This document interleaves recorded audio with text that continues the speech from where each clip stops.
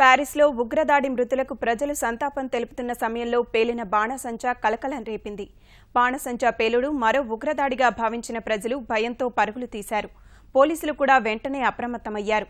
చివరికి అసలు విషయం తెలుసుకొని ఊపిరి పీల్చుకున్నారు.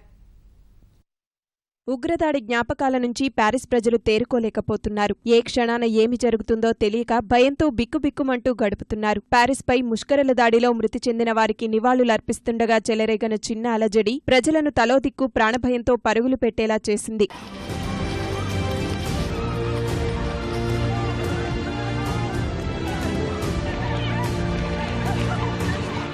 ఉగ్రవాద దాడి జరిగిన లే కారిలాన్ బార్ వద్ద ఏర్పాటు చేసిన స్మారకానికి వేలాది మంది తరలివచ్చి పుష్పగుచ్చాలు ఉంచి కొవ్వొత్తులు వెలిగించి నివాళులర్పిస్తుండగా పేలిన బాణాసంచా అక్కడ ఒక్కసారిగా అలజడి రేపింది. బాణాసంచా పేలుళ్లను కాల్పులుగా భావించిన ప్యారిస్ వాసులు ఒక్కసారిగా భయభ్రాంతులకు గురయ్యారు. ప్రాణాలు అరచేత పట్టుకుని పరుగులు తీశారు. ఆ సమయంలో అక్కడ పూర్తిగా గందరగోళ పరిస్థితులు నెలకొన్నాయి. కొందరు ప్యారిస్ వాసులు దుకాణాల్లోకి వెళ్లి ప్రాణాలు కాపాడుకునేందుకు ప్రయత్నించారు.